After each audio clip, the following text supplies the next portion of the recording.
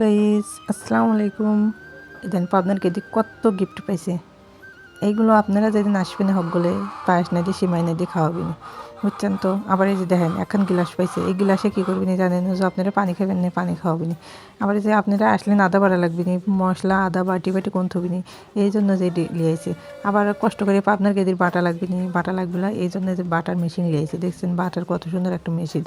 আমরা দেখতেছি মেশিন তো আনিছে, ভালো আছে না খারাপ আছে না, আবার কেবাতা দিবিনি দোকানদাররা তো সেই যাইরো টাহা ঠিকই লেয়, কিন্তু ভালোটা দিবি চায় না। এই জন্য যে আমরা চেকমেক করে দেখবো আসলে কেবাতা দিছে।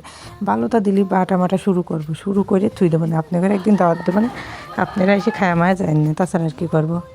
তাহলে কিনা যে লাগা মাগা দেখতে যে আসলে কেবা আছে ভালো না খারাপ দেখানো হয়ে গেছে। এখন আমি আর একখান গিফট করবো। এই দেখে এইটা আমি এতদিন ধরে খালি অনলাইনে দেখি, মানুষের মোবাইলে দেখছি, নিজের মোবাইলে দেখছি, কোনো দিন হাতে লিয়ে দেখিনি। আজ আমার এইটি আমার লিন কেউ একজন আনিছে, আমি তো অনেক খুশি, কী আর করবো, খুশিতে কথাই কই পারতেছি না।